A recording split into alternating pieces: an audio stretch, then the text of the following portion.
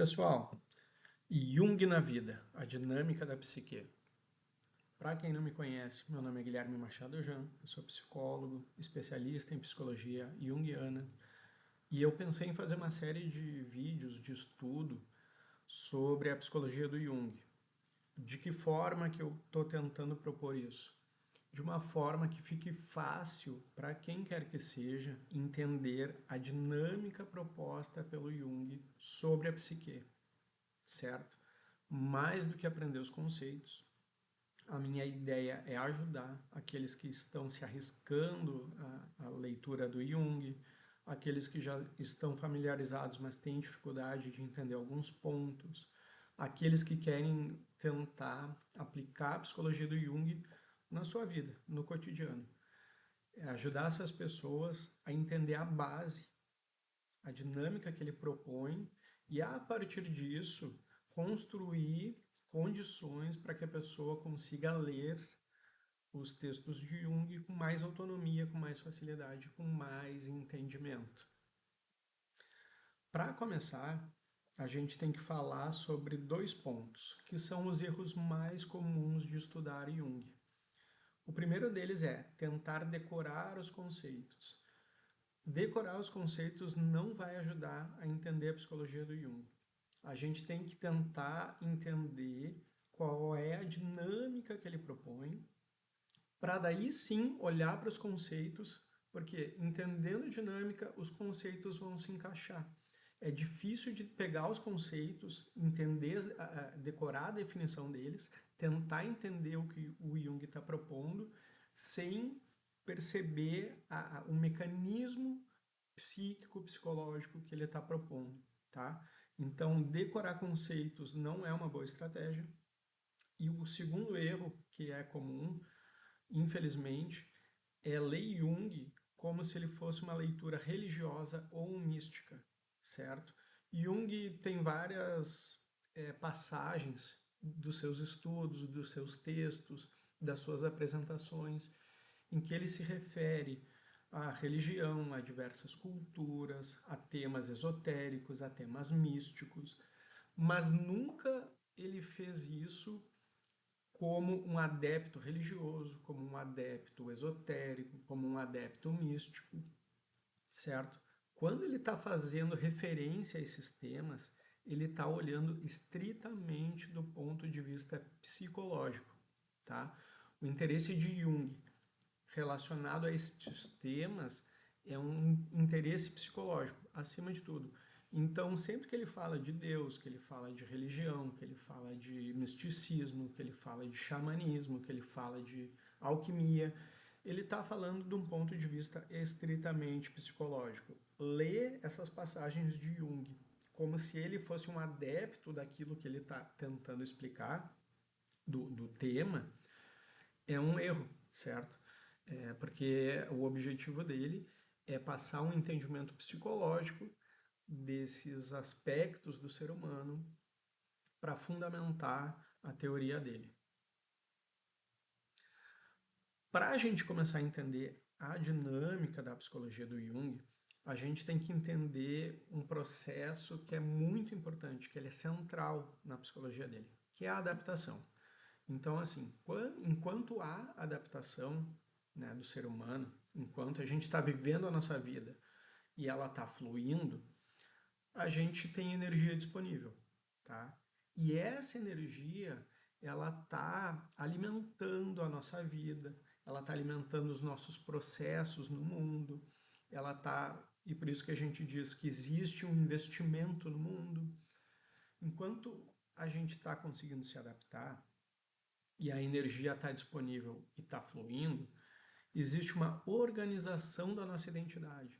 A gente se sente bem, em outras palavras. A gente se sente estruturado, a gente sente que aquilo que a gente está fazendo tem uma medida de significado, uma medida de importância, certo?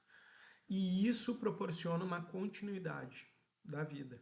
E essa sensação de continuidade, ela vem muito a partir da sensação da organização da nossa identidade, da gente enquanto ser que vive nesse mundo, certo? A pergunta inicial que a gente tem que fazer para entender o processo psicológico proposto por Jung é o que acontece quando a nossa forma habitual de viver já não funciona. A partir desse questionamento, Jung vai esclarecer uma série de dinâmicas de energia psíquica e do funcionamento do psiquismo, que são a base, o fundamento dos conceitos que ele propõe. Então vamos imaginar o seguinte, que a gente está diante de um impasse. A gente está vivenciando uma situação que exige da gente um esforço enorme para a gente lidar com aquela coisa, seja lidar externamente, né? A gente resolver algum problema, a gente realizar algo que é exigido da gente, ou mesmo alguma coisa interna, certo? Algo que exige da nossa capacidade de reflexão, do nosso mundo emocional, dos nossos sentimentos. Um esforço enorme também para tentar resolver dentro da gente. Tá? Então, quando a nossa forma de funcionar e o que ela não está se adaptando àquilo que a gente está vivenciando, a gente está diante de um impasse e isso gera para a nossa psicologia, para a nossa psique, um conflito. Então, quando a gente está diante de uma exigência nova, que ela não é facilmente resolvida pelos recursos que a gente tem, a gente vive um conflito psíquico, certo? Isso para Jung é unilateralidade. O que isso significa? Que a nossa consciência ela tem uma forma habitual de funcionar, que serve para resolver muitos conflitos, sejam eles externos, sejam eles internos. Mas em algum momento, inevitavelmente, a gente vai estar de frente para um desafio que vai ser difícil de resolver a partir dos recursos que a gente tem, certo? A tendência da consciência é manter a tentativa de resolução a partir daquilo que ela já tem de recurso, certo? Ou seja, ela é unilateral. Independente do desafio que ela está enfrentando, ela tenta resolver da mesma forma. Isso é uma tendência da consciência, tá? E o que acontece é que se a consciência não tem recursos suficientes para resolver aquele impasse, ela vai ficar tentando resolver da forma que ela está tentando resolver e que já está falhando e que já não está dando resultado.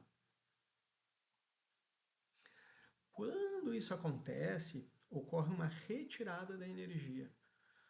Vou tentar explicar para vocês. Quando a gente está diante de um conflito, diante de um impasse que a gente não consegue resolver, e a gente já viu que a gente não consegue resolver, porque a nossa consciência, com os recursos que ela tem e com a forma habitual de resolvê-los, ela está sendo insuficiente, ela não está conseguindo. Tá? Quando isso acontece, quando isso ocorre, existe um processo natural, inconsciente, que faz o seguinte, que tira a libido da consciência. Por quê? Porque se a consciência tem uma quantidade de energia ou de libido que está sendo desperdiçada, e está sendo desperdiçada por quê? Porque a consciência está insistindo em resolver de uma forma que já não está sendo efetiva, então essa libido, essa energia está sendo desperdiçada. Tá? O inconsciente ele identifica essa situação e começa a puxar a energia de volta para o inconsciente, certo? Isso se reflete na vida da gente como uma perda de vitalidade, uma perda de energia, um desinteresse fora do comum sobre as coisas que nos envolvem e a gente sente que está numa tensão interna, certo? Porque esse processo de retirada da energia da consciência, ele já está acontecendo. Isso inicia um movimento regressivo, certo? A energia retorna para o inconsciente, ocasionando uma certa interiorização da pessoa, tá? E isso é sentido, é percebido como uma intensificação afetiva, a gente fica à flor da pele, digamos assim, tá? E isso promove uma ativação de imagens. O que isso significa? Que quando a gente está nesses momentos, a gente fica muito à flor da pele com as emoções, mas o inconsciente também ele começa a se expressar de uma forma mais ostensiva. Isso vai aparecer em fantasias, isso vai aparecer em sonhos, vai aparecer em emoções, vai aparecer em sentimentos, vai aparecer em sensações, vai aparecer em uma série de pensamentos que são incomuns para a nossa forma habitual de funcionar e daí por diante. Em outras palavras, a energia que sai lá da consciência e volta para o inconsciente, ela vai parar nos complexos. Tá? O que são complexos? São como se fossem centros em que as experiências da nossa vida se organizam, tá? Então, existem diversos centros porque a gente vivencia diversas experiências, tá? Essas experiências são armazenadas conforme uma lógica que é própria do inconsciente, tá? Que lógica é essa? É uma lógica afetiva, ela não é racional. Então, às vezes é difícil de entender. Vocês provavelmente já devem ter sentido que alguma coisa disparou em vocês, uma memória ou uma emoção relacionada a uma outra coisa que aparentemente não tem nada a ver. Mas por algum motivo, essas coisas dentro do inconsciente estão armazenadas num mesmo bloco, digamos assim, que é o complexo, tá? Quando a energia sai da consciência e volta para o inconsciente, ela começa a alimentar esses complexos, certo? E os complexos se tornam autônomos. O que isso significa? Que a gente tem menos capacidade de gerenciar o nosso mundo emocional. Isso vai resultar em reações desproporcionais, em padrões repetitivos e numa certa sensação de perda de controle, seja perda de controle da nossa vida, seja perda de controle da nossa capacidade de lidar com as nossas emoções, com os nossos afetos, com os nossos sentimentos e daí por diante. A regressão, ela não acontece de qualquer forma. A regressão tem sentido e a energia busca uma forma. O que isso quer dizer, gente? Que a energia, quando sai da consciência e começa a voltar para o inconsciente, ela passa por um percurso que é o seguinte, conforme Jung explica. Primeiro, essa energia vai alimentar situações que a gente já vivenciou num tempo passado que é muito próximo. Então a gente começa a estar mais influenciado por questões importantes, por conflitos, por traumas, por dores que a gente viveu e que numa linha de tempo elas estão mais próximas da situação atual que a gente está vivendo, tá? Com o tempo, essa energia começa a regredir no tempo, digamos assim, na nossa história. E ela começa a alimentar, inclusive, situações importantes da nossa infância, situações importantes que a gente vivenciou na infância, ou seja, complexos infantis. Né? Então, situações que a gente viveu na nossa infância, que nos marcaram, que nos traumatizaram, que foram muito impactantes e que de alguma forma tem uma ligação com aquilo que a gente está vivenciando atualmente, tá? E por que a energia faz isso? Porque nessa direção de volta que a energia tá se encaminhando, ela tem o objetivo de chegar na base instintiva da psique, tá? Na base instintiva da mente, que são os arquétipos. Tá? O que são os arquétipos? Eles são os instintos psicológicos, certo?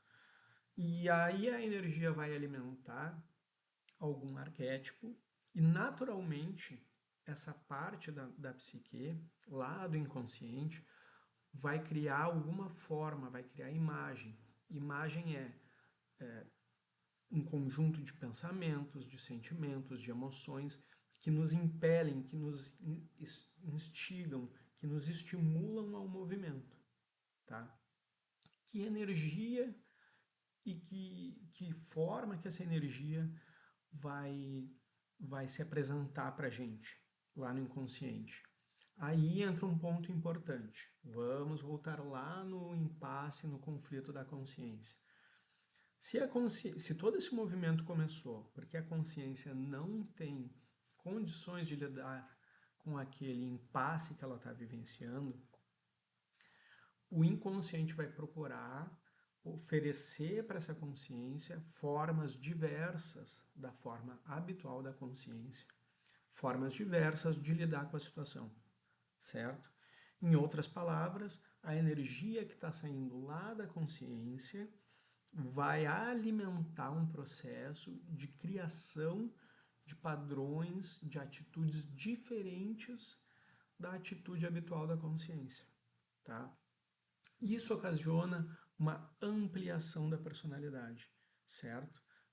Ocasiona uma ampliação da consciência. Ou seja, em outras palavras, o inconsciente está oferecendo recursos para a consciência lidar com aquela situação. Porque o inconsciente identificou que aquela situação era uma situação incapaz de ser resolvida pela forma como a consciência estava tentando resolver. Quando essa energia chega lá nos arquétipos, tá, ela começa a se movimentar para voltar para a consciência, certo? Resultando de uma forma diferente de funcionamento, que é uma forma justamente que vai ajudar a consciência a lidar com aquele conflito, tá? Então, os arquétipos, eles são as formas estruturantes da transformação, certo?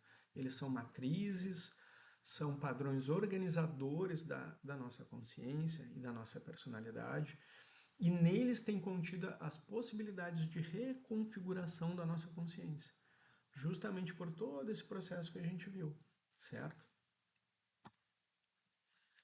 Então, a engrenagem da psique que Jung propõe é que enquanto a gente está vivendo bem e se adaptando e a energia está fluindo, tá tudo ok. Quando a gente está diante de um impasse, que é resultado da incapacidade da consciência de lidar com algum conflito, começa um processo de regressão da libido, que volta pela nossa história de vida para os eventos mais próximos numa linha do tempo, regredindo até eventos mais distantes numa linha do tempo, como a nossa infância, chegando até o fundo do inconsciente, onde estão os arquétipos. Tá? E toda essa engrenagem tem por objetivo que a energia se transforme e volte para a consciência de uma outra forma, abrindo espaço para uma forma diferente de funcionamento, de atitude, em palavras junguianas, digamos assim, que vão facilitar a adaptação daquela consciência e fazer com que a energia, a libido, volte a fluir e a vida volte a andar. Então, todo esse movimento da psique, ele é sobre adaptação, certo? E aí, para resumir, quando a adaptação falha, a energia vai se deslocar para o inconsciente, vai chegar nos arquétipos e vai formar. Então, assim, ela chega num centro psicológico do inconsciente que começa a transformar essa energia e a se organizar para devolver essa energia para a consciência de uma forma útil do ponto de vista da adaptação. Espero que vocês tenham compreendido bem a dinâmica psicológica da energia que Jung propõe, porque se a gente pega bem essa dinâmica, entende ela bem, compreende ela bem, vai ser muito mais fácil a gente entender os conceitos que Jung propõe, certo? Então, nos próximos vídeos do nosso estudo, eu vou abordar outros temas que vão incorporar, vão incrementar isso que a gente já viu e vão abrir espaço para que a gente entenda os conceitos propostos por Jung.